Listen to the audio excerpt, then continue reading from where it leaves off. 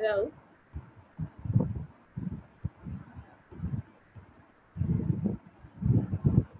Hello.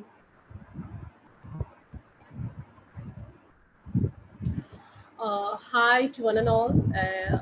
I hope you're all very eager to be here and listen to principles and concepts of user experience design. Uh, this is Priya Dharshini here, and we are going to learn something. There are people who might be new to UX. I don't know how many of you are here are new to UX, but definitely yes, there may be some beginners. So this is for you guys to actually understand what is UX is, and for people who are already experienced with UX, this is kind of a brush up for you guys. So regarding me, I'll just have a small introduction about me. I started my career as a test engineer and then later proceeded towards a test manager role, and then my journey towards user experience and products started in the year 2000, uh, roughly in the later of 2015. So after that, it was like fascinating for me. UX was like it has changed my world a lot actually. So every day is a new day, and every day I'm learning a lot of things as far as UX is concerned. So let's get started now. So today's agenda. So these are the topics that I'll be covering today as part of UX is concerned. So what's UX and UX honeycomb, the design thinking process, personas, journey maps, and few principles of basic principles which we will be following as part of UX is concerned.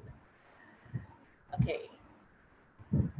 Can anybody tell me like what is there in common actually here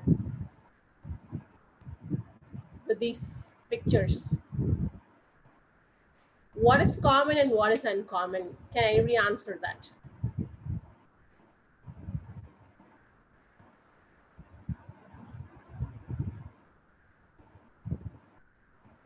Now, are you able to hear me?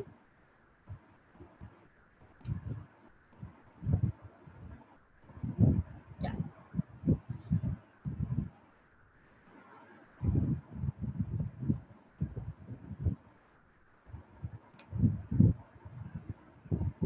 I hope this sounds better for you now.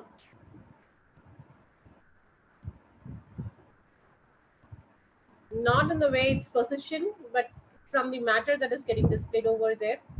Anybody can actually give me a hint of like what it is.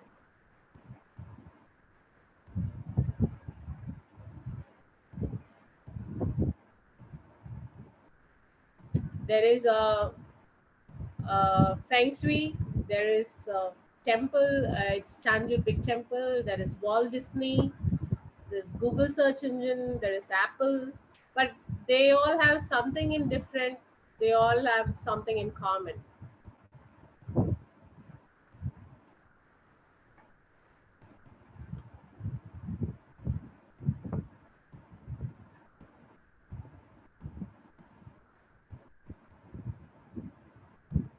Okay, somebody wrote its background blend of images. Somebody wrote its sustainability or famous. Uh, Nirmal Raj is pointing out that these are all well built products.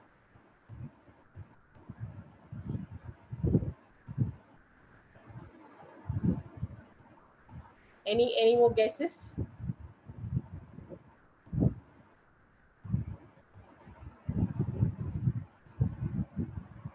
Fine. If you don't have any guesses, let me let you know like what it is.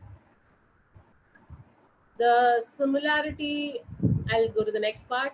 But what is uncommon is these are different products altogether, but these come from actually a different era. Uh,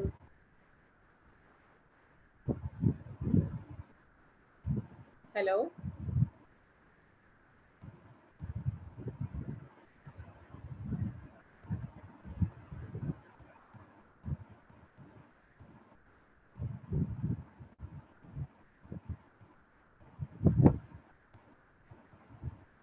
So these come from a different era, actually. I mean, if you take the feng shui, it actually starts from a.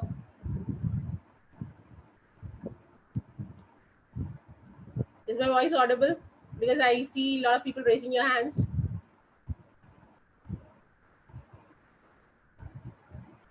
Yep. So the feng shui is from the 4000 BC. If you take, this is Tanjore Big Temple is built nearly like roughly 1000 years back. Walt Disney is in the 1960s, and then Google, and then now we are in the Apple age. So the thing that all has in common is the user experience. We still use feng shui. We still admire this well built up structure of this Tanjore Big Temple. We still love Walt Disney. We still use Google for everything. It has become part and parcel of our lives. And Apple is like everybody like dreams about getting something, Apple products. So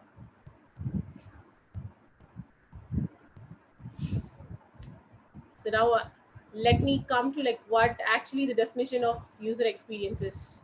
So it's nothing but a person's emotions and attitudes which has been attached for you by using a particular product, system, or service. And this user experience is coined by Mr. Don Norman. This is he is the one who actually coined the name user experience. But what user experience is not is user experience is not usability. You should not get mixed up with what usability and user experience is actually, because user experience covers a range or an array of other areas like your branding, design. uh, it includes usability as well. So usability doesn't begin with like once the product comes to the market, and then usability is the story behind why, like before even the product comes to the user's hands. And when we talk of user experience, there are seven key factors that we have to take into account when we actually think about user experience. So this we call the UX honeycomb.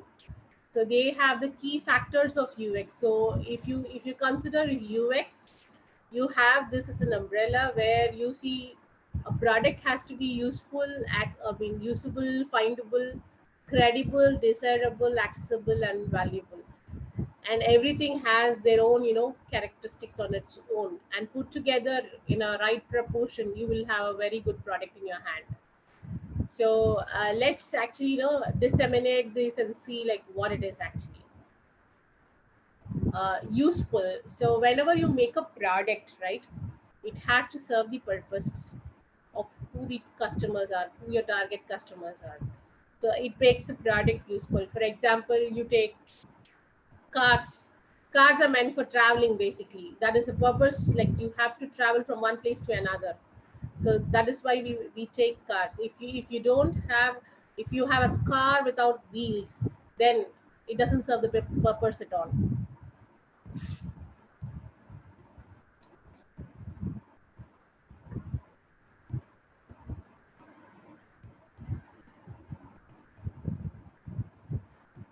Nihal, are you able to hear me properly?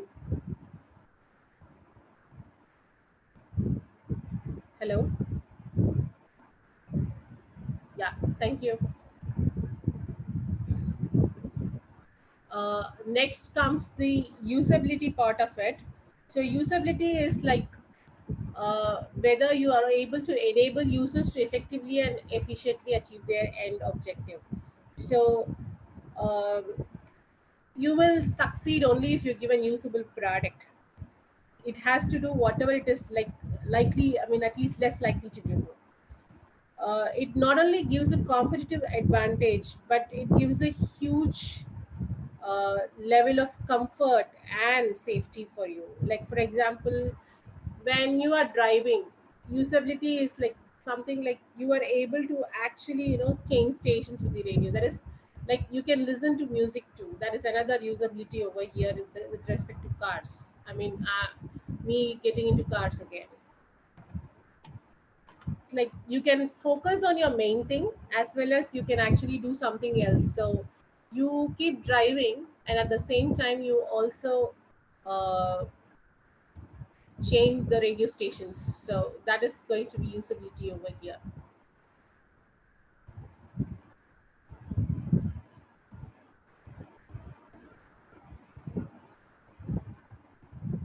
And next is findable. So when you say like it's findable, for example, uh, the content or whatever the product which is there within a product has to be like, it's easy to find. For example, you can take websites. There are music websites or movies websites. Like it has to be like very easy for you to find out which movies you want to play, which musics you want to play. To so the Hello, is there a lot of noise, or I have to shift? Hello, just hang on for a moment. Is this much audible? It is better.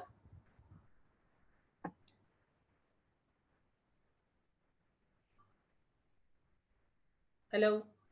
So I think this sounds better for you. Yeah. So findable. So coming back to findable, we are talking about Netflix. We were talking about, for example, any other, like any apps for which you take your Amazon Prime, some streaming apps like movies and music apps. So where you find the content very easily. So that's where the findability comes into picture.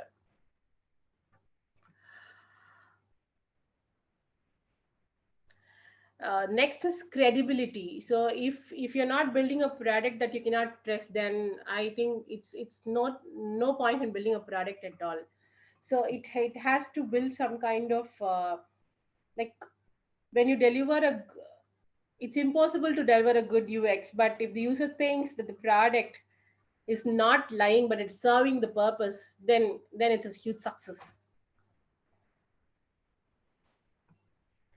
So next we speak about desirability. So desirability is, the more desirable the product is, there is more likely that the user will actually create or influence people to buy your product. So your aesthetics, all these images or branding, all these things will be conveyed as desirability. So if you take again, come back in, like somebody offers you any kind of like you try to compare two things, and which will you obviously pick up.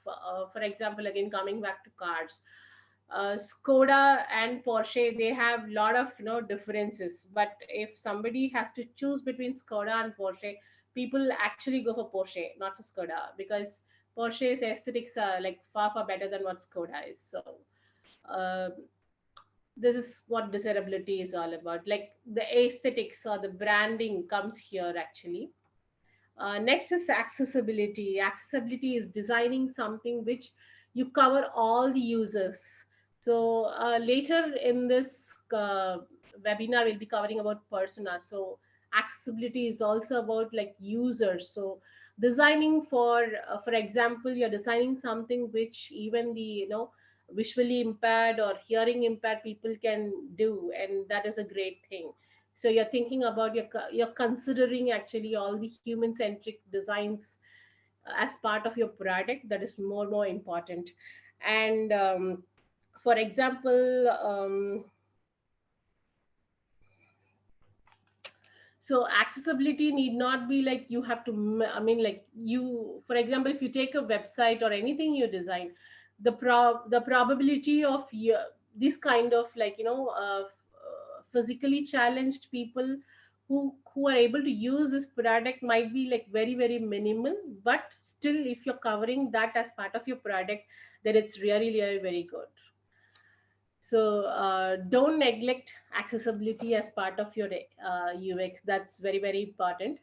And that's then valuable. So if your product doesn't, if your product or a design doesn't deliver any value to your business or customer, then there is no use. So I mean, like, you see to that that it delivers a value for, like, a huge success.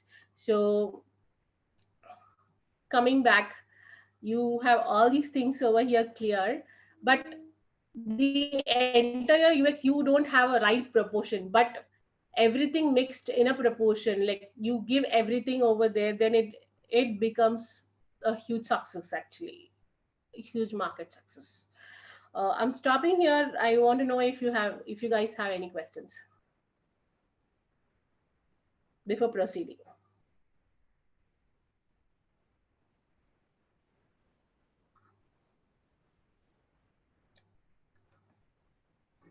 Okay. So the next part is like, from here, like, I want to have a glimpse on what you will be doing as part of the design thinking processes. So the design thinking process is this, like, if you see here, I mean, like, empathize, define, ideate, prototype, and test. This is how the design thinking process works. This is not a linear process. It's very much, non-linear. But we'll see first how each and every phase works, and then we'll get to know how non-linear it is as well. So my empathize phase, so where, like, what am I going to do in the empathize phase? Like, I'm going to get to know about the user. I'll be understanding what their wants and needs and objectives given a problem statements.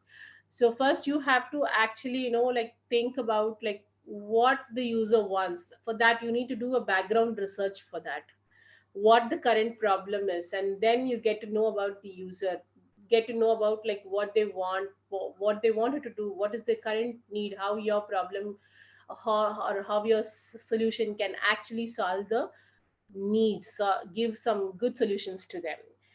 And how this could be obtained is, like, you keep observing people, or you do, I mean, engage with people, you talk to them, while they use any product, you observe, like, what, I mean, like, how they are reacting to it. So this is how you will actually empathize. So for some time you have to actually wear the hat of an empathy person, like wear the hat of a user who is there, and, like, you have to feel what they are feeling for some time. Like, you should not be a person as who you are. Don't think that you are an UX designer so you can give any, I mean, right away you can give solutions. This is absolutely wrong. Try to understand who the user is, who's in front of you, and observe them. Merely by observation you will solve a lot of problems. And you will, what is the outcome of it? Like, you will be actually able to get the real insights about the user. For one problem, if you observe at least two to three people, how they actually, look into it. See, we are all unique we are all humans, and we are all unique in approaching to problems. So every people, if given some mathematical problems, a person will actually, solve it in different ways. A novice user will solve it in a way, but an expert can solve it in another way. So this gives you the real insights about the users. So the techniques will be like, for a for empathizing, we actually use surveys, empathy maps, and UV defined personas.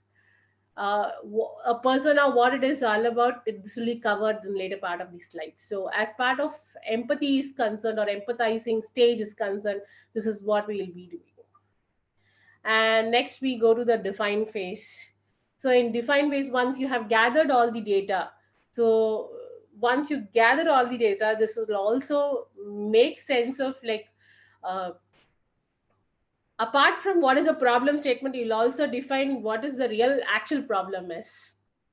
You may actually start off with something, but you will unwind a lot of problems what they are facing, and you will also find what is the opportunities actual. So you will define the problem over there with all the research data that you have collected. And you will also do the, I mean, you will list down the difficulties. So I mean, like, difficulties, barriers, what patterns you have observed, like, you kind of collate it. And apart from what is the problem statement, you have actually looked over, you will have a bigger user problem that you have to solve. So here the outcome is you'll be defining the what is the actual problem statement is, and how do you actually come up with this. You will have user perspectives, you have research user, user research perspectives, and you try to answer who, what, where, and why kind of questions actually. Like who is the user, what they were trying to do, where they did it, at what situation, why this has happened. So these are the techniques by how you can unearth and define a problem statement is. Next phase is an ideate phase. So once you have the data with you, once you have the problem statement with you, so now what is that stopping us? So now we have to work on getting the potential solutions actually. So how do you do that? So designers basically hold some ideation sessions actually. Everybody have got their own perspectives. They actually, with the data, they come up with their new angles and ideas as possible. And so when you do the brainstorming session or a mind mapping session or a storyboarding or a role play scenario, a designer will play a role of a person as the user whom he has met. So that is how you will actually identify the ideas for a product or a service or a system altogether. And then it's the prototype phase. So once your ideas are ready, so next is like you have to turn your ideas into experimentation phase. So you try to make some paper model, clay models. It can be wireframes or fidelity or a high fidelity prototypes, like digital prototypes. So kind of like you will actually try to envision what the product is. When I speak of interactive digital prototypes, these days we have tools to do that. It could be like your Extreme Design or Figma or Envision, Sketch kind of apps, which actually put your vision over there on the board and try to actually express it to the entire crowd, like what you're trying to mean. And once your prototype is over, it's not over at all. So I come from a quality background, so if that doesn't serve have a quality in it, then then it will not proceed further. It may actually incur a huge loss.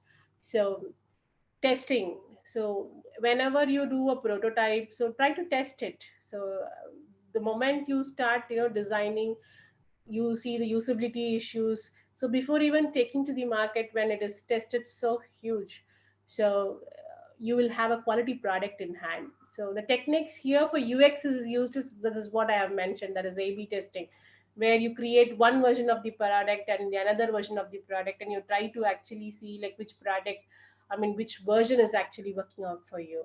Usability testing, tree testing, first click. So where the moment somebody is being presented with a screen, so what is the user actually trying to, where they are clicking, so what is the start processes. So you kind of have some kind of simulators which will actually capture what the users are, and they try to give you the heat maps.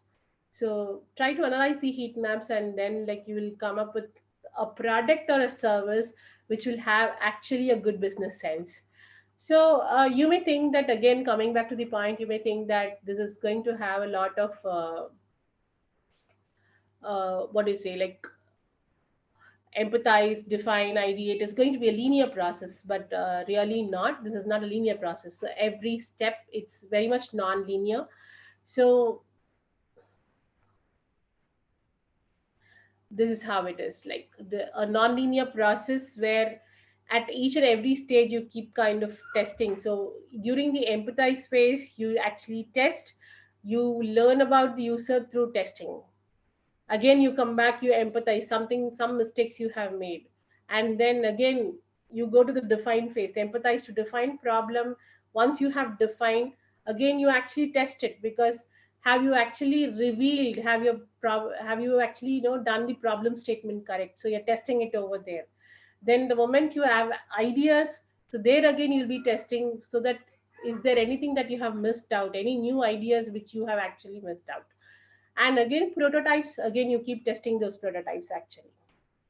So if your prototype is again sparking any new ideas, please come back, ideate, and again go to the phase. So Design thinking is not a linear process, it's completely a non-linear process where testing is involved in each and every phase of it.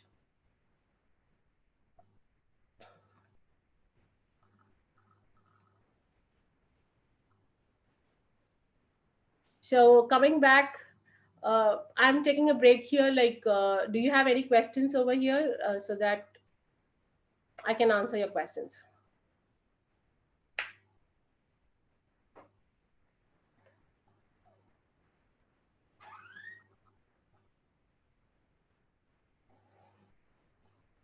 I don't have any questions over here. So let me just go back to the next slide.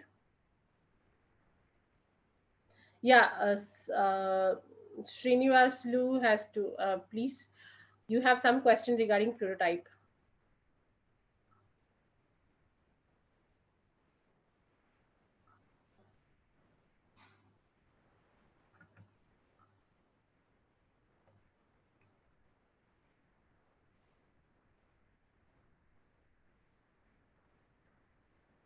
Do you want me to repeat? Okay.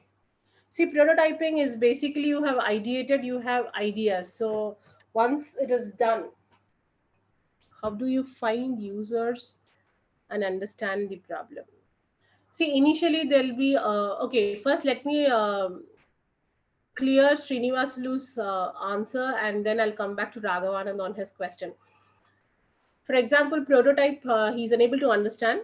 So prototyping is nothing but you have some ideas with you. So how do you want to make it?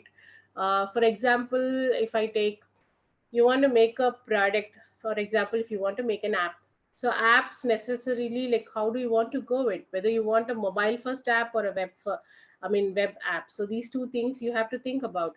Second thing, so that thing you will be thinking about because you have users. So when you come back again to users, you will be like mini projects. I'll not say that, but you have to study your users for that.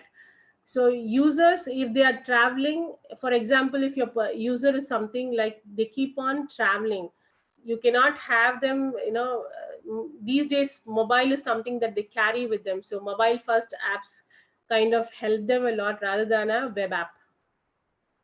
So try to find out the purpose actually. Will they be using it on the go, or they'll have some time that they take leisurely and they'll do it? So this is, I mean, you, for that again you have to understand users.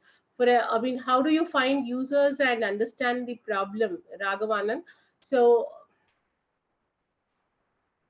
finding the user, see, normally we take sampling. For example, when a problem statement is generically, so let me come back on what is a project that I have done recently. uh, I have come across a project where it is for military people.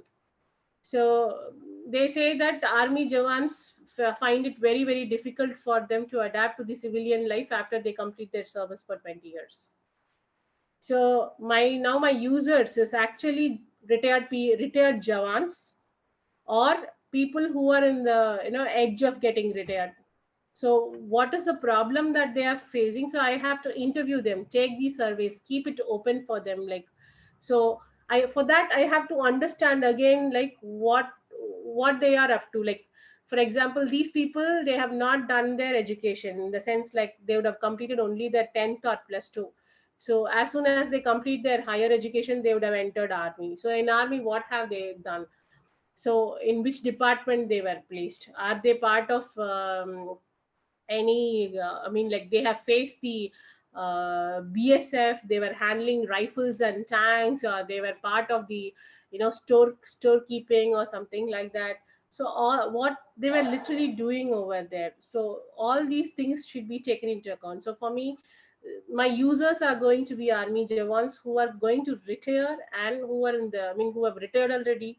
So how, so there I'll be able to, though they are my users, and there I'll be trying to understand what is the problem they are going to face, actually how they will adapt to the civilian life like us. Because people, they come from a very secure background, they trust people very easily inside the base camps of the army, but once they come out, the life is not the same for them. So In the due courses of the persona and journey maps, I'll be talking about them because I've quoted that as an example. So you'll be trying to understand that more actually when I talk about it.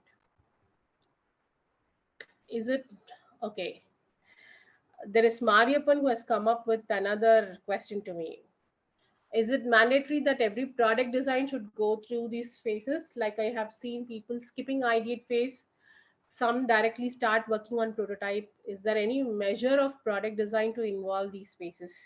Like how long we should iterate doing these when we don't have so much time? Okay, there is too much of questions. I'll break it into bits and pieces now. So is it mandatory?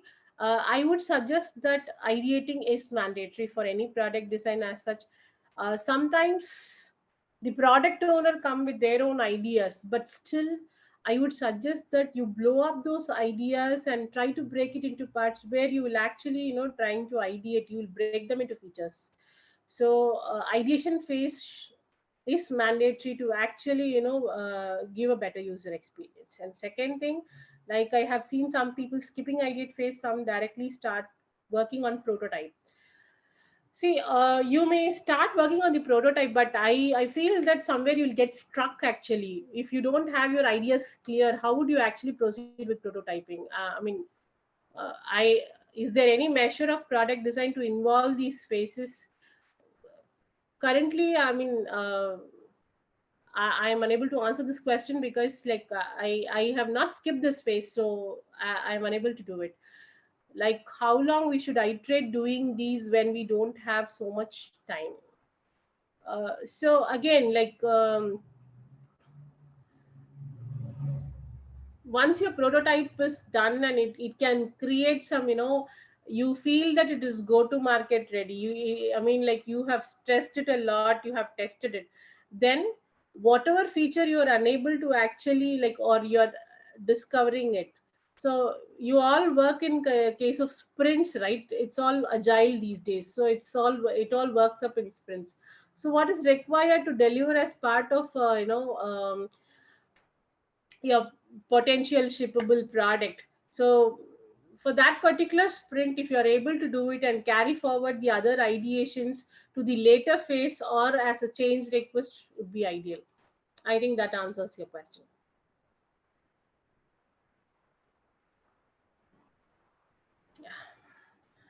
Fine. With these questions, I'm just making a move to the next part because we have quite a lot to actually complete.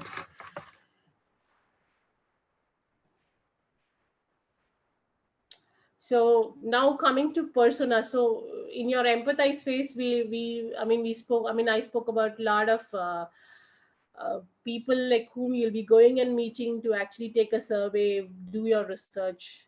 So what this personas means, so it actually like kind of take us very close to what a person is actually. But personas and persons vary. When you have a set of people who actually display some similar character, then you can call them as a persona. Personas are fictional characters which we create based on our research. So when we go and do a research, we actually end up seeing lot of types of users. For example, I can quote like this: like you go and see a movie actually, and when you see a movie, what happens? You see somebody, particularly you take the negative character, you get frustrated how a person can be like this. Can you actually see in real life such kind of people? So what happens is that like the villain character over there or the negative role over there is nothing but a persona that the director is trying to actually portray to us. One person cannot be like an all-rounder kind of like, he will do the all the bad stuff, like he'll smuggle, he will be in a position to escape from a police and all. In real life it's like it's something very illogical.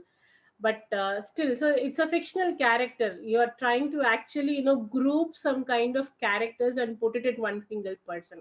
So persona is very very similar actually.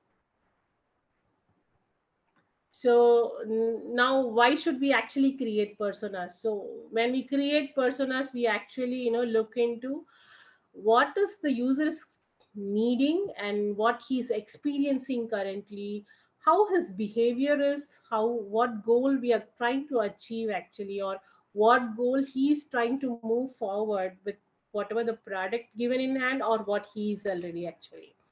And we'll also try to actually, it recognizes what is the different needs and expectations of different people. So one product has to satisfy everything, and in this case I can very well quote here, like, take the case of Microsoft Excel. Like, people, you guys would have used Excel extensively. It serves a lot of purpose. Like, some novice people will again, use it only for, just, they do some summary, they enter some values and everything.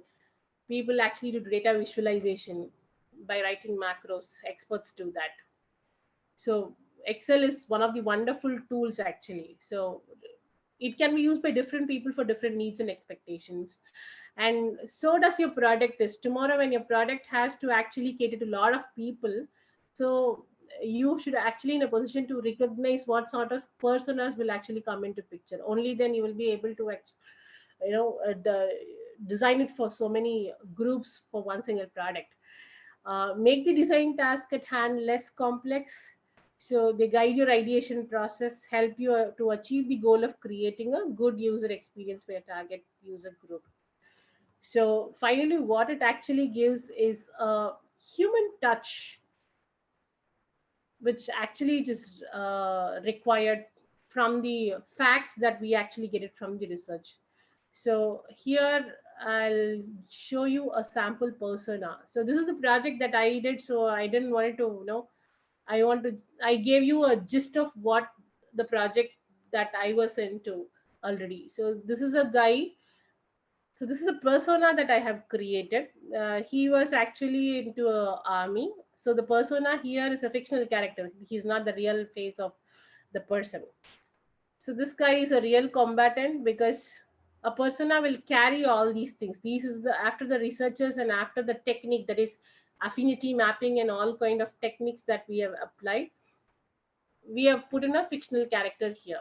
So what he was doing after, I mean, like, what is his age, so what is the background that we have done, so the behavioral map, like what motivated him, what is his ability, and what triggered him actually, what is his goal when he actually got retired, and what were his frustrations, what were his needs, what he thought that he wanted, what are his alternative thoughts when he actually retired from army.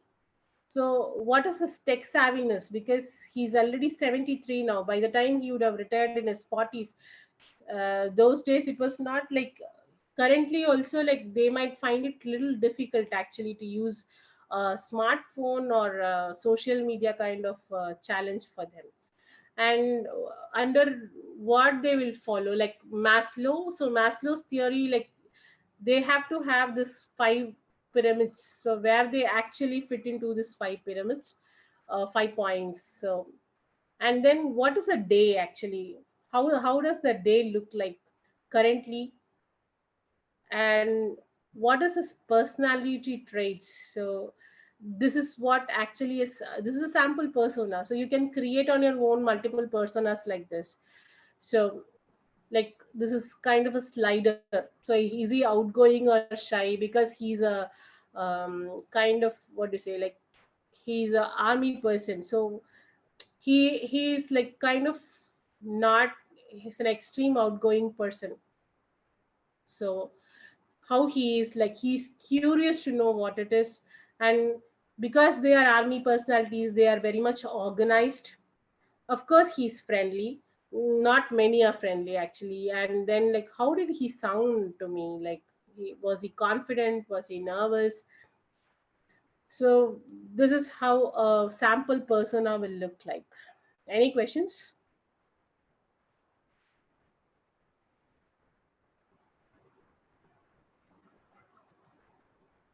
Fine. If I don't have any questions, I'm moving to the journey map. I think somebody has raised a hand, please.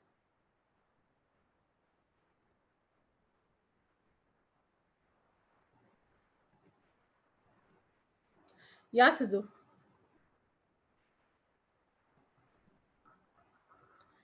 Okay, Maslow's hierarchy.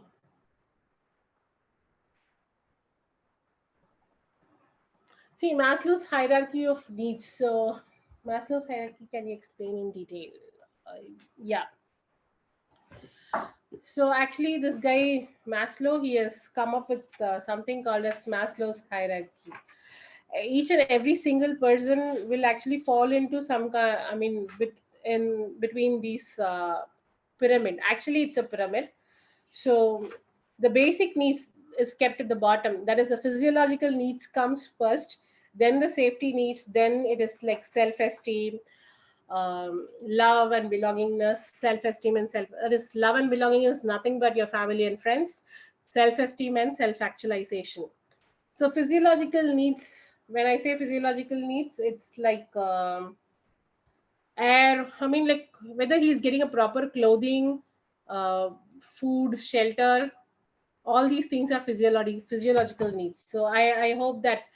So what's the product is about? You created it. Okay, this product is called Emphos. um, this is for army jawans. It's an app actually for army jawans, and this has gone only till prototyping. We have not yet, still working towards how to actually get it up and running. So again, coming back to the Maslow's, I don't want to lose that. Physiological needs, so it's all the basic needs that you have to get for every see, every person has to actually get shelter, food, clothing. So all these things are very basic for him. So that is his physiological needs. When I say safety needs, it can be like, employment, his resources like health, prosperity, and all these things.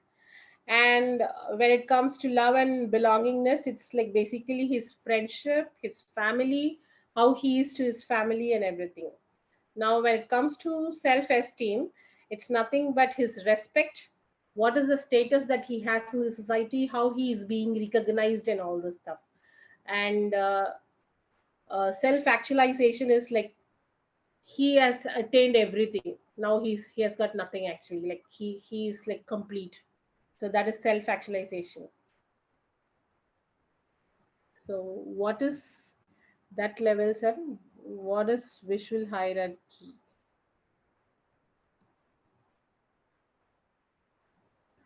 Okay. Sabrish was asking me about what that app was trying to do. So 1 minute.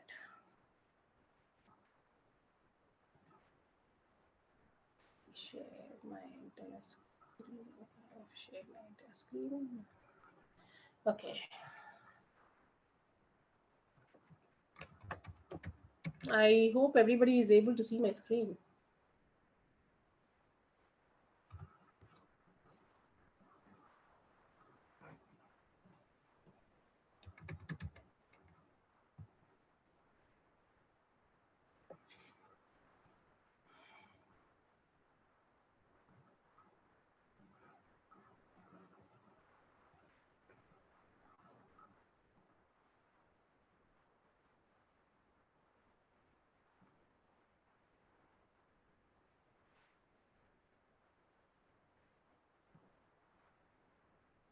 This is going to be a community app where we did a background study, and the key objectives is to build a community for retired army personnel to feel connected and support them so that they have better finances in their post retirement life. Find out a better way to sustain their second innings in as a civilian with pride, and direct them to right jobs based on the skills acquired during their service in the army. So we conducted 28 user interviews, and we actually grouped those people into three groups, three user groups, that is three personas is what we have classified it. And here it's the persona which I have displayed it to you recently.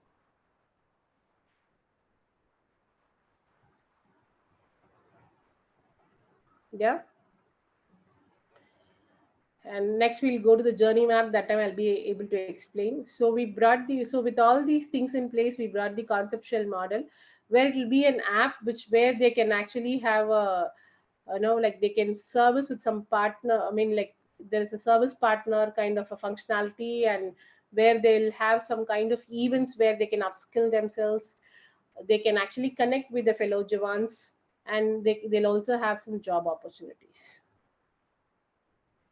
So kind of we did the other things.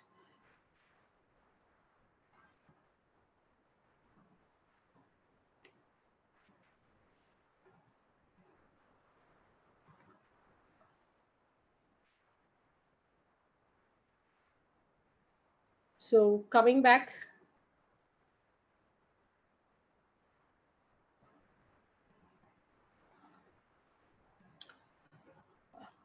Raghavanand, I think I have answered your question. I mean, like uh, when you say it's like how does it helps us in building a product? What do you mean by that? Do you mean persona or what it is?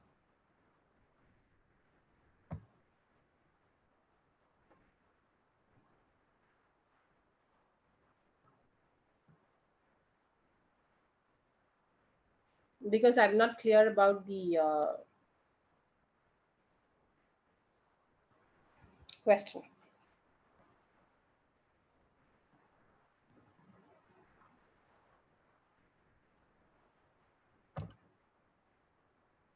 See, Srinivasu, there is no hierarchy of needs. Cannot be like you can put them in a particular. For example, here if you see this guy, self actualization, self esteem, love, belonging, safety needs. So basically, he fit into a self esteem kind of place. Though his safety needs are not fulfilled, but still he will fit into a self esteem. He wants respect. He was able to fulfill his safety needs. So he's in the self esteem phase at present because his age being 73.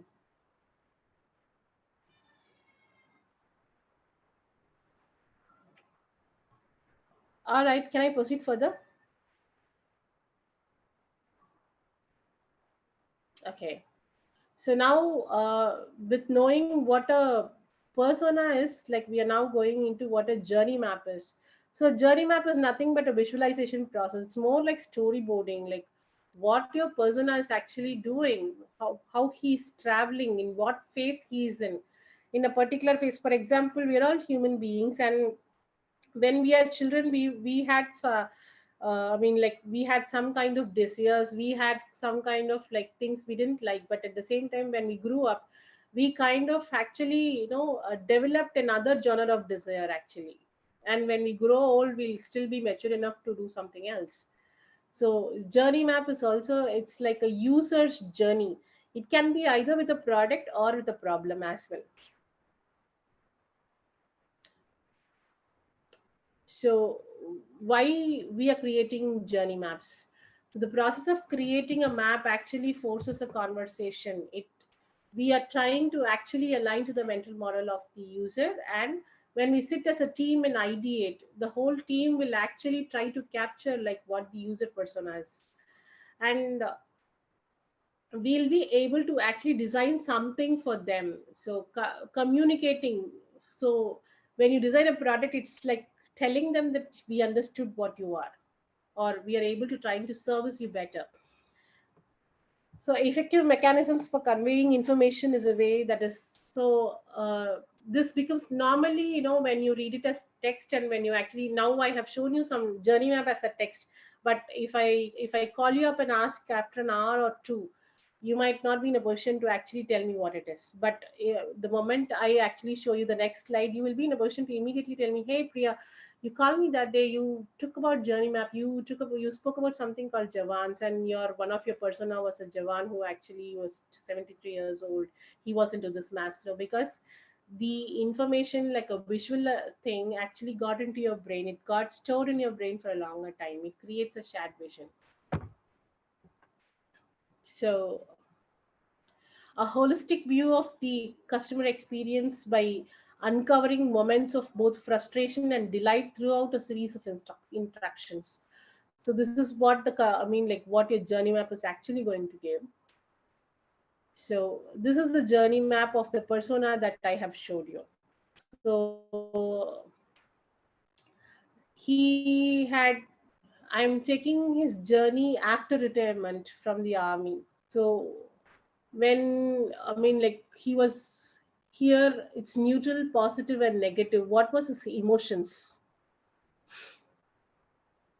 When he was working in the army, he had a very high positive emotions because he had a very secure job.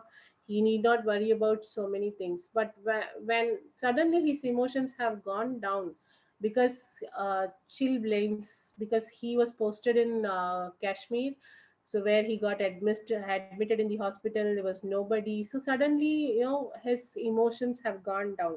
So these waves are nothing but his emotions. So, and he has to forced to resign because he was not medically fit. So he got retired, and then again now coming back. So he had some kind of positivity, like he attended to government exams thinking that because he was from the army, he actually get it through the army quota.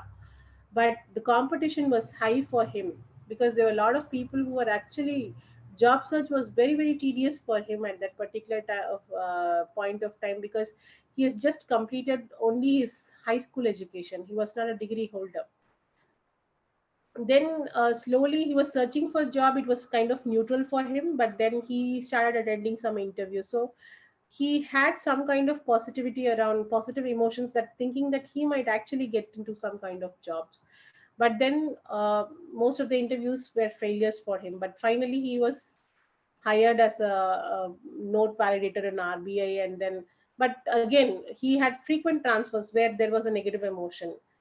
He has to take care of his family needs and everything. So the moment he got frequent answers again, his family was kind of supporting him. That was a positive thing, but still he has to take care of the needs as well of the family. Then he joined somewhere in a college as a mess supervisor. So this is how he adapted his life after retirement. So here, uh, you see what is the pain points that he has faced in each and every single phase, and what is the opportunity that we found out after having an ideation process in place. So pain points was during his retirement I mean, like, during while he was retiring, was he lost the connections with his fellow jawans, because once they come out of the army, like, they won't be in the army base camp, so they have to be in the normal society. So it's true that they lose connections because people get posted to, now being a digital age, it might not be a problem, but when he got retired, for example, like some 30 years back, it's really very difficult.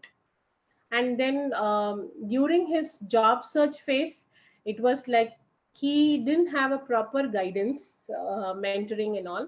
Then the unawareness of what kind of job it is, and the instant business opportunities, which he couldn't get it. So that is another one more thing.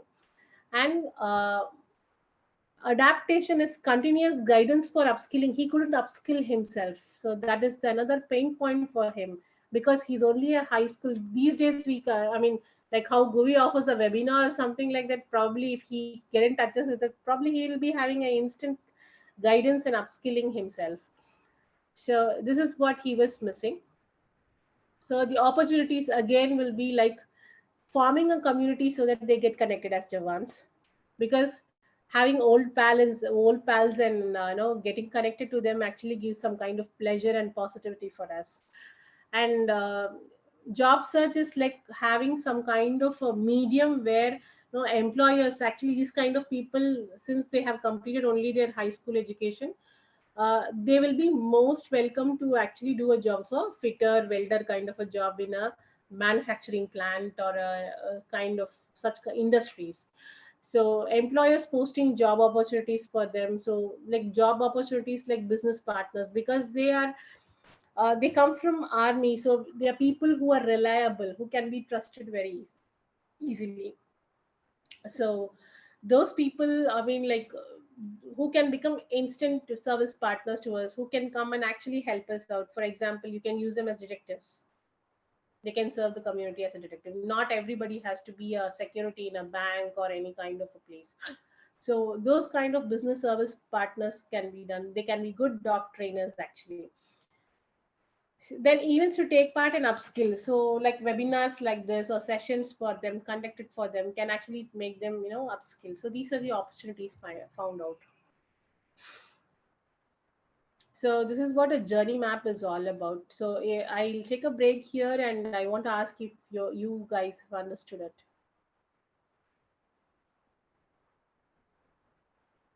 I'd be happy to answer if you have any questions.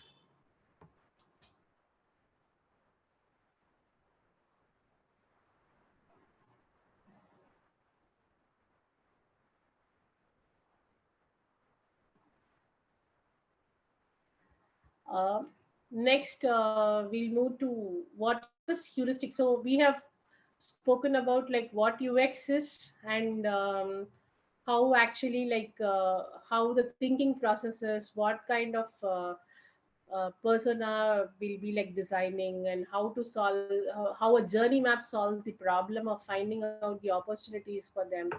So now we'll be moving to heuristic evaluation. So there are 10 principles in heuristics. These are going to be the thumb rules. So when you design a product, you keep in mind that it is satisfying all these. For example, very easily this could be available. If you open a Google Chrome, right, you have a UX check kind of an extension. You can always have it on your browser. So whenever you feel, you can go and actually rate it, and you can also put like what is difficult for you, what is easy for you, and everything, and you can rate that and you can submit it actually. So um, okay, Sabrish, how does the journey map will help in the design decision? That is the question. Um, I'm sorry for stopping this heuristic evaluation for a moment. I'll answer Sabri's question and then I will just get going. So journey map actually gives you what's the pain point the user persona is facing, and what is the opportunity that, or it actually comes up with an idea like what is the opportunity that you're finding to produce a product or incorporate a feature in your product. So that's why we need journey maps.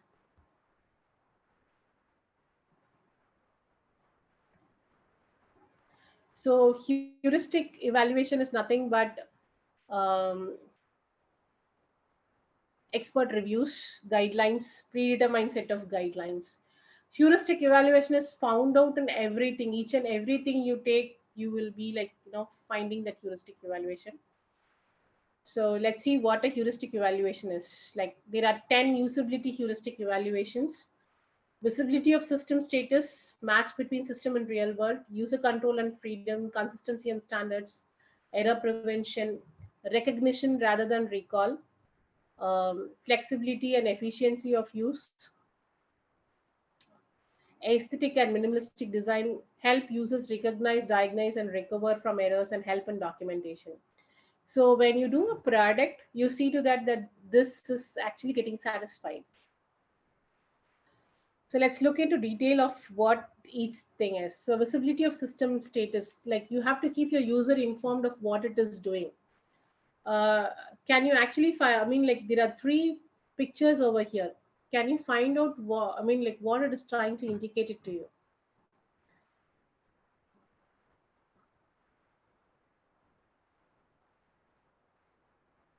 The first picture, let me tell you, the first picture is like the it's just the start of the rain and it's just getting poured on the, it's nothing but petrichor where you have tried to actually smell that the rain is going to come, the earthen smell.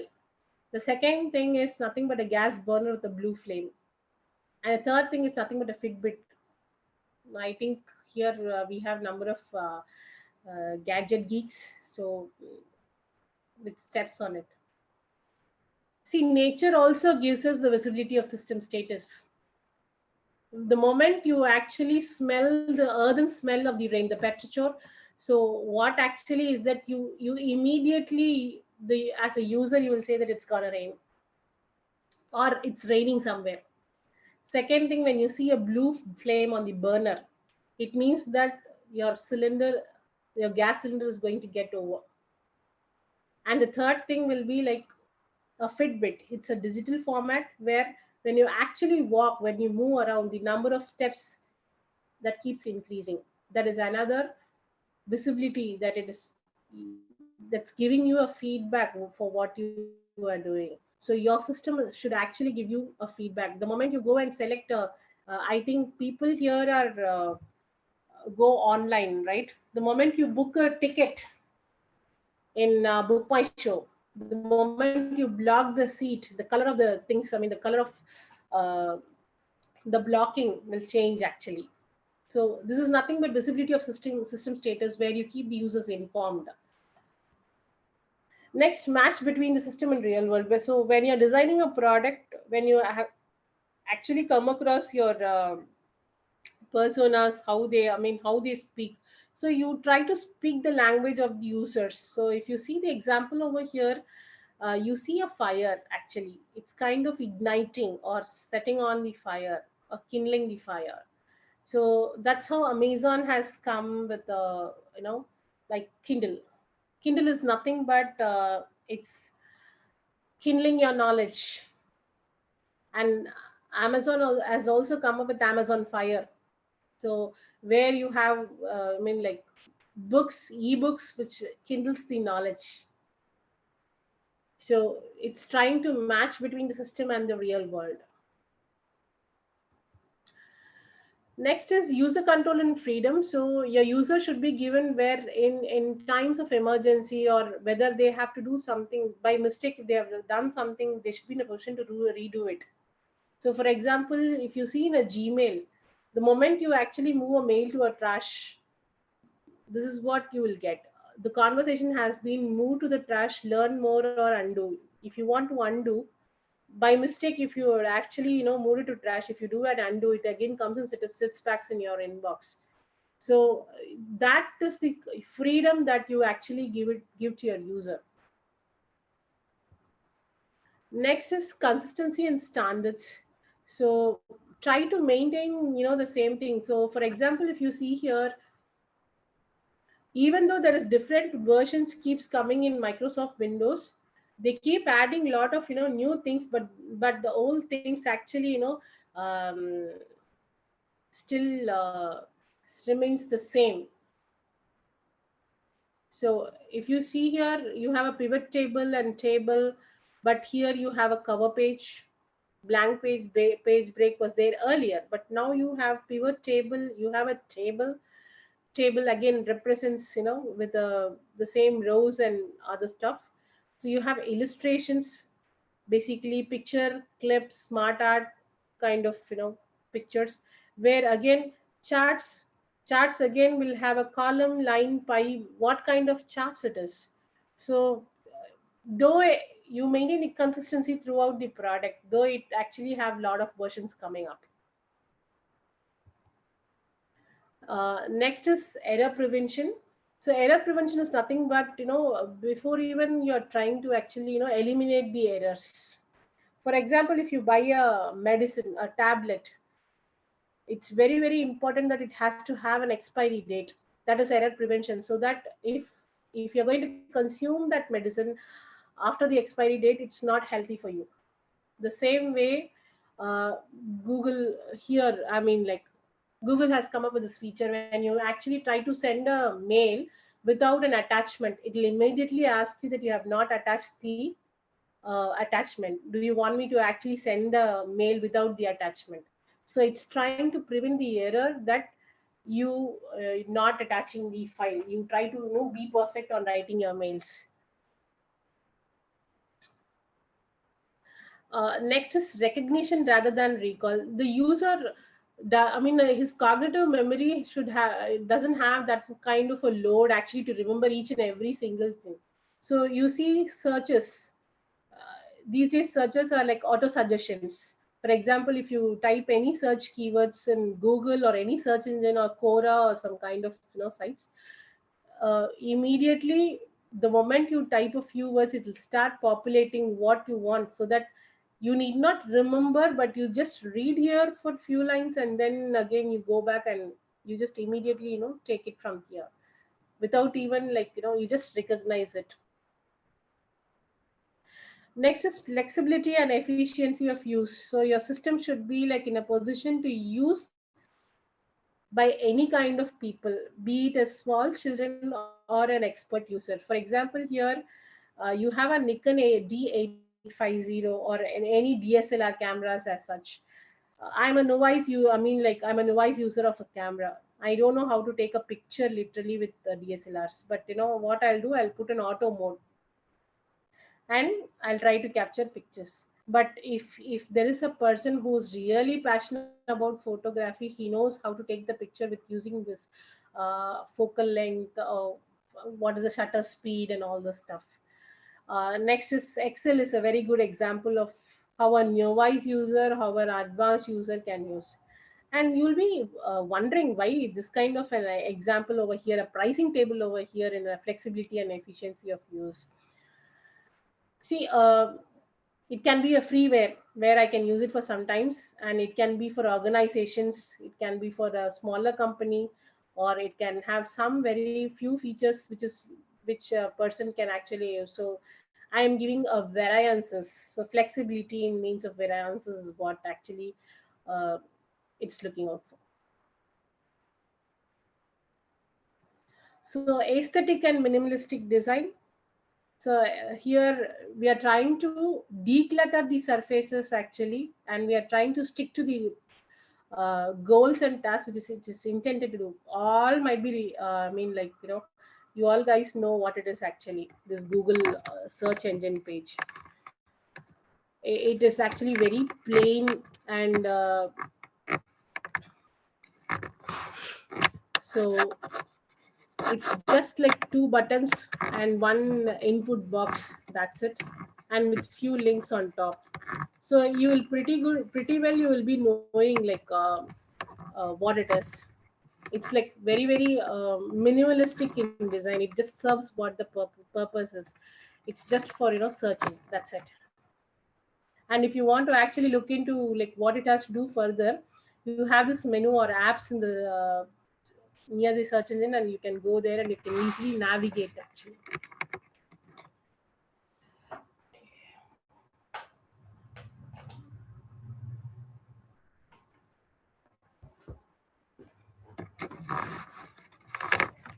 So next is help users recognize, diagnose, and recover from errors. So this is from Mailchimp. So Mailchimp actually gives like plain language. It actually conveys the error message in a very plain language, and it also try to constructively like recorrect the users. So if, for example, if the username is actually wrong, right, it says that sorry, we couldn't find an account with that username. Can we help to recover your username? So it is in advance, it is giving you like how you can recover your username. Or if the password is wrong, it also again suggests that the password isn't right, and like, do you want to recover your password? Help and documentation. For example, Facebook people we use actually rigorously, but we will think that okay, we don't need a help document for that, but still we have a help center here where FAQs and certain documentation is still available if we have to go through it and if we have to correct ourselves. So maybe for the basic criteria it might be still okay, but when it comes like inherent complexity over there, we need a help and documentation actually. So this is going to be, so do you have any questions? These are the 10 heuristic principles which you have to follow as part of your user experience design is concerned.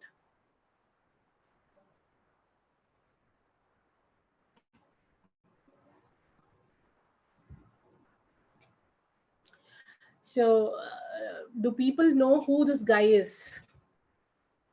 I don't know how many of you are here are UX or UI designers.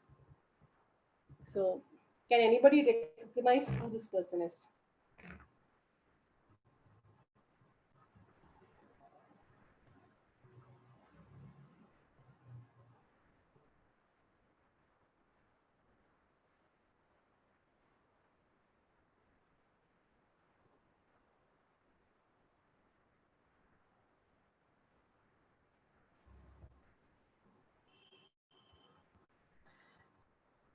Okay, I have a question here from Sabrish telling that I see error prevention and recover from error is contradicting. Can you be more precise on that? See, error prevention is not necessary that every time you will be preventing an error, but if at all, if there is an error that is coming, then how can you actually, like, recover from it? So these are the two things that has to be incorporated as part of your product is concerned. For example, see, here when I say, like, take in the case of a Gmail itself. So Gmail, when you actually go and input a wrong username, you cannot prevent that actually, but when you have actually given a wrong username, it will say that your username is wrong. So you try to actually go and either remember a new username or try to recover your username by giving some other means. But uh, when here at this point of time, like, you have not attached a mail here, so it refers to the context where it is using. Like, in attachment, you have literally not attached the attachment, but before even sending the mail, it's trying to caution you, telling that you have not attached your file. So that is error prevention. So the context is different, but still it is incorporated in the product as a Gmail is concerned.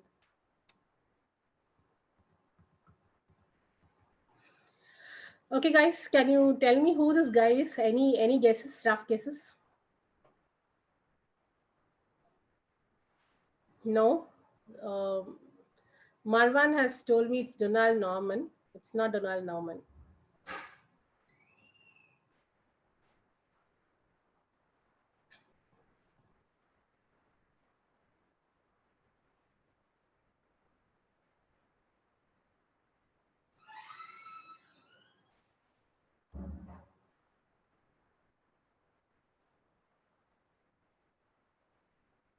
Fine. I don't see people responding here.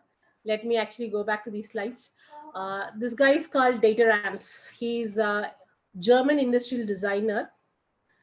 He actually brought us the flavor of design, and he has come up with his own. He has developed the design ethos actually. Unless what a UX designer is, he is a designer. So in few, in the forthcoming slides, you will see how, like, how can we behave as a designer and not as a UX designer actually. So what is his design ethos? So there is nothing much I can, I mean, like, Data Rams, he's one of the, like, German functionally industrialist. uh, he's known for his design principles. He's kind of called as the godfather of design principles as such. So he has given us 10 principles again here. So he claims that what a good design has to be. A good design has to be innovative. It has to make a product useful, aesthetic. You have to understand the product, and the design should be unobtrusive. And good design should be honest, long lasting. It has to thorough down to the last detail. It has to be environment friendly, and it has to actually have as little design as possible. So let's see, like, in detail, what a good design is. Good design is innovative. When I say it's innovative, it is actually, like, pushing the user not to stop, but you keep on innovating actually. So there is constant access to the developing technology. So we try to kind of use the real world problems using technology. And I mean, like, for example, if you see here, there was a tennis bat actually, but it's not actually a tennis bat, it's a mosquito bat. That is the innovation that we have created. So why tennis bat? Anybody has rough guesses that why we actually, why we should have a tennis bat to beat a mosquito? Because there is an emotion that is getting captured when you try to beat the mosquito, the force that you give actually. So that is what it serves the purpose, like the pleasure that you get in killing a mosquito. So for that, this kind of I mean, like, a tool has been, innovated. Next is self-stirring mug actually. uh, to be digitally, like, if I have to give a example for you, people, you people would have actually seen the compass, right? Compass gives you direction actually, but what actually, from compass we got Google Maps actually. So the real world problem is compass just gave you the direction, but Google Map is giving you like how you have to walk and how to reach the destination. So that is the difference, like how innovative it is.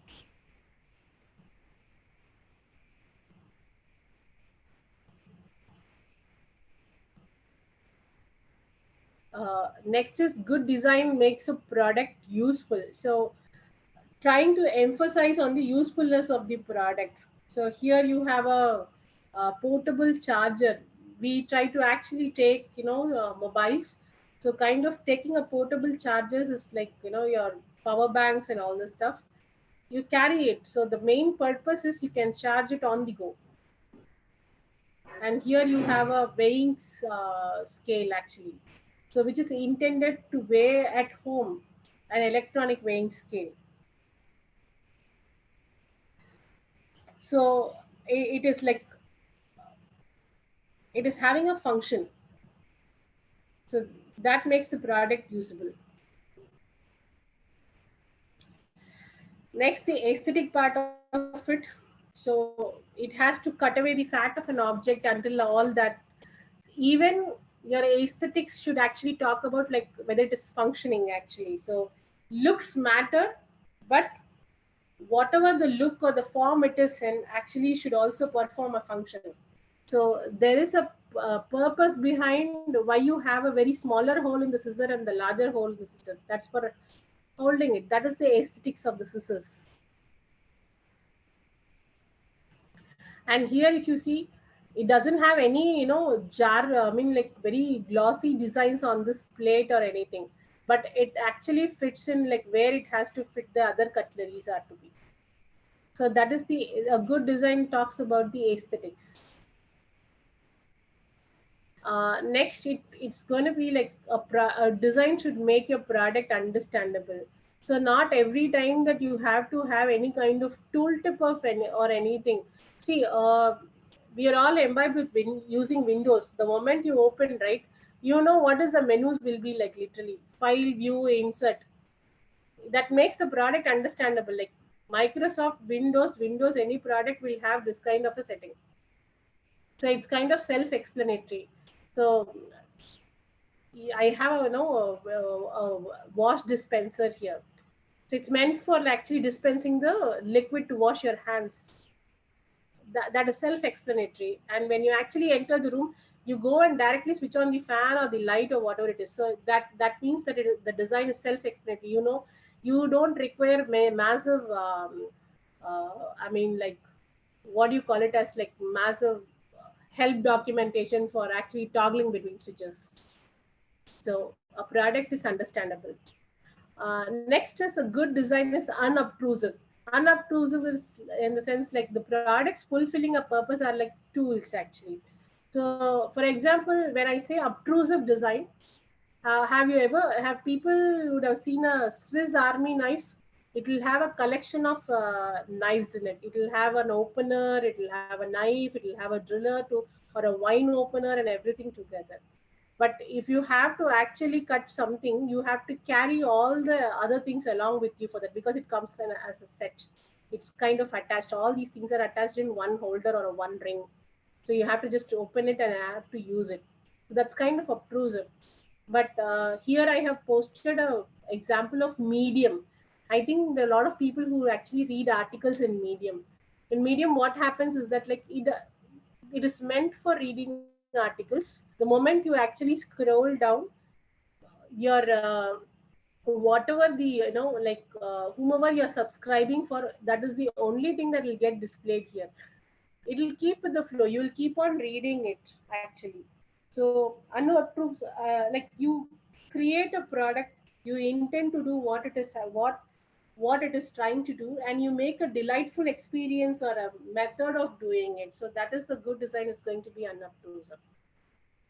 And then good design is honest, so it says that what you have to do is just like whatever you're trying to say or whatever you're trying to publish is what you're going to give. So if you can make that trust, the credibility is what you're going to build over here. So here you have like an example of we are trying to post something on, in our Facebook site. The moment we are trying to post something, right, we will have some kind of questions, whether am I going to post it for the public or friends, or friends except I can block certain people, specific friends only me. He has given this many options, but he has to satisfy all the conditions over there. So that is the honesty that it is going to give over here. That is the value that is being given to as the end user. So if I post something only my friends should see, then it is intended to see that my friends should see. So the next thing will be like, next example that I can actually give out of this will be like Amazon comes with like, they say that they'll deliver between from this day to this day. The shipping deliverable will happen on an accurate date, right? So if they happen to actually meet that, then it's honest. They are not exaggerating things. So they are not trying to manipulate the consumers over there with their false promises. So a good design has to be honest. And then a good design is long lasting. So good design is like, for example, you see, like here I have or most of the time your navigation is horizontal. It's right from ages together, if you see, most of them are horizontal, so it's long lasting. It's not being thrown away by the society. It's getting, like we are using it regularly. Next is it details down, thorough down to the last detail. So if we are given any chance, then we take that, we respect the user. For example, in Tumblr, tried to create a username. The moment I have just kept my cursor on creating a username, it keeps suggesting me what the username can be. So I can pick it up. So that is the last detail that it can give me.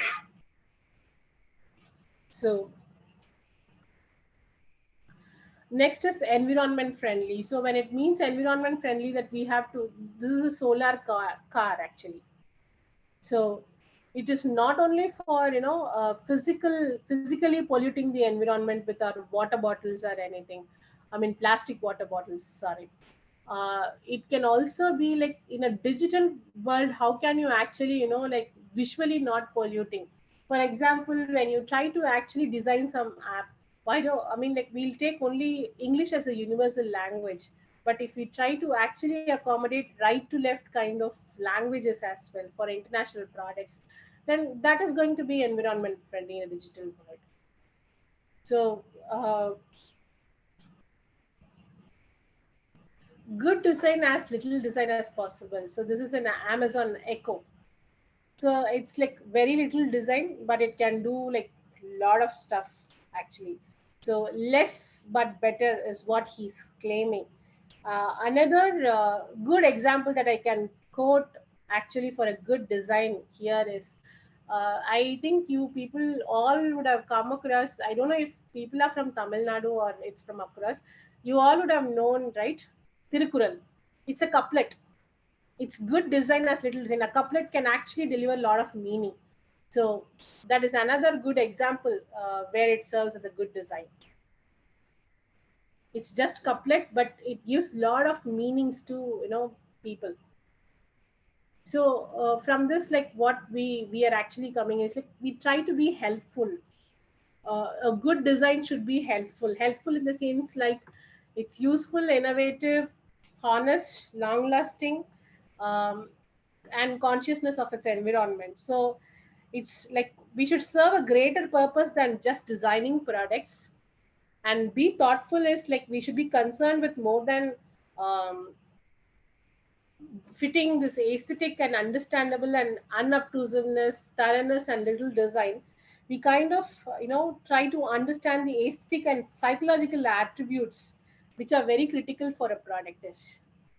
So here, this is what it is. Now, does anybody know what a UX designer's job is?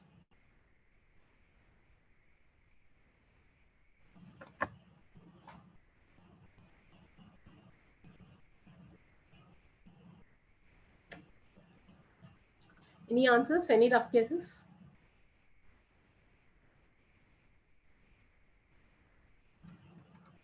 Okay, I have one answer here, problem solving.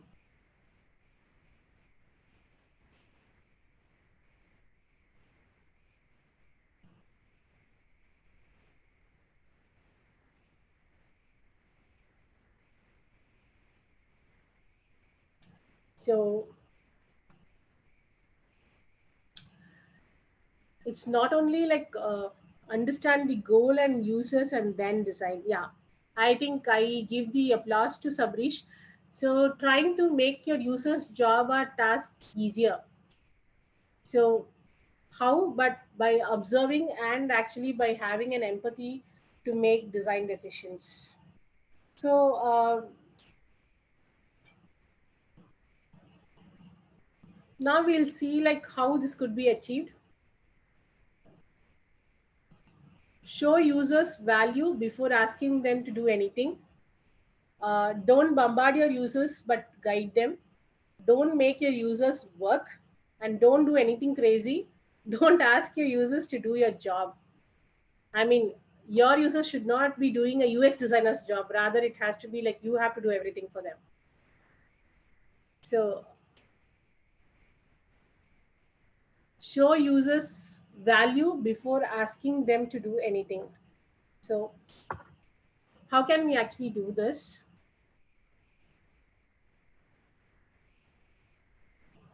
By actually, reciprocating. People will normally trust when you may, I mean, like when you give something, when you offer something, then that, like it makes them happier. So how do you actually demonstrate that? When a product is there, you can actually give them kind of a guest access where they can try to actually explore your product, and then uh, immediately they don't come and like they don't say that, oh, login every time, login into the system or sign up to the system. It's not required. It's just like you give them a guest access, make them, just get comfortable with what your product is, and try to actually, at the end. So for example, if you see, if you take any e-commerce product as such, you need not sign up actually. You can go and explore the product first, and if you want to actually find something that you wanted to buy, and at that point of time you will actually sign up or log in, and then you make the purchase. And for example, if you take Make My Trip, right, it actually allows gets users to book tickets. So that is one thing. Second is delayed request. The moment any app, sometimes the moment any app is shown, if it requires any kind of, location request or where they are from, sharing their location, then it is okay. But not every app should immediately ask me like, is your location on or off? That request can be delayed actually. So the context, you have to play with the context properly.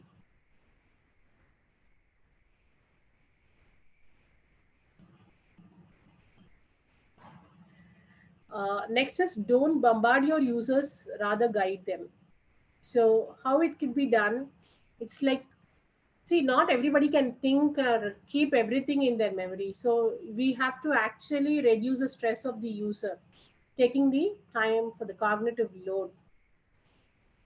So this could be actually demonstrated by breaking everything into pieces. For example, if you see in any e-commerce site, they would have actually break the entire process of checking out into shipping info, payment info, review and place an order.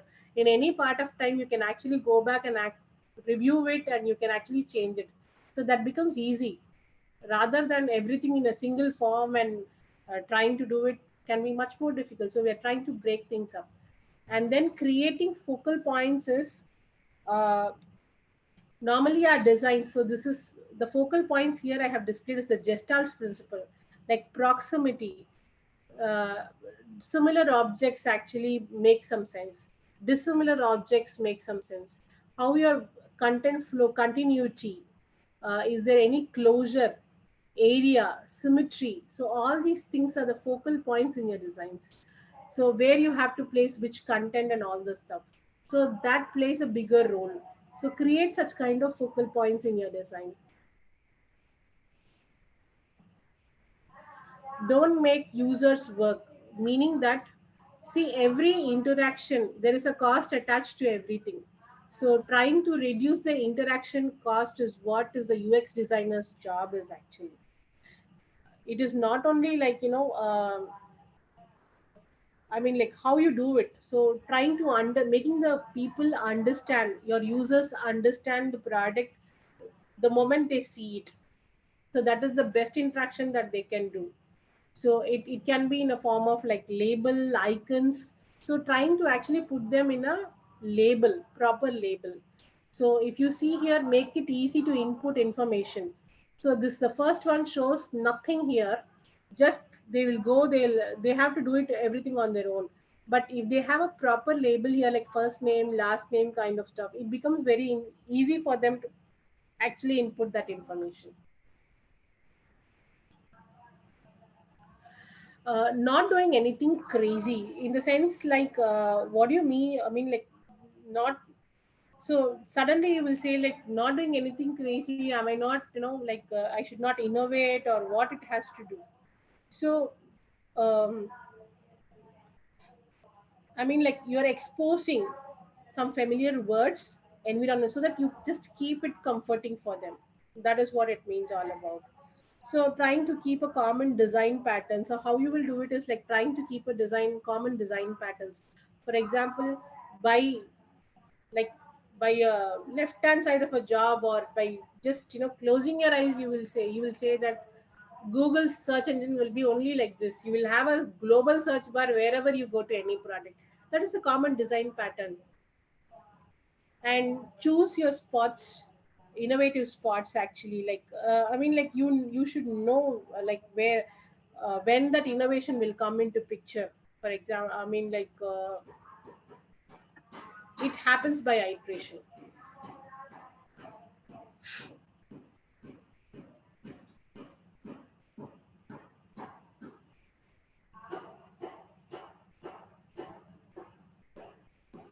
So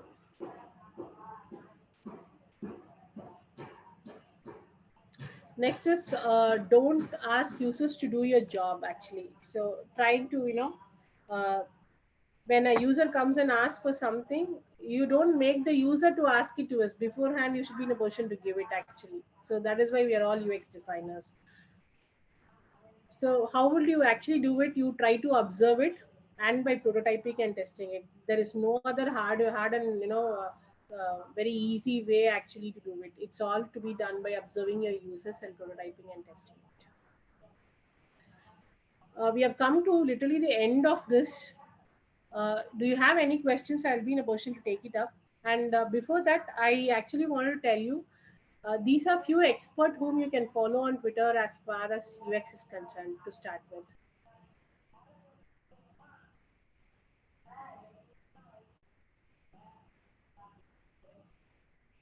And one, to summarize, actually, like, just stop thinking yourself as a UX designer or a visual designer or a web designer. Think of yourself as someone who is thoughtful and helpful, and think of yourself as a designer. When I put it as a common as a designer, it means that you will try to give a, best user experience. So if you have any questions, I'll be, happy to take it up.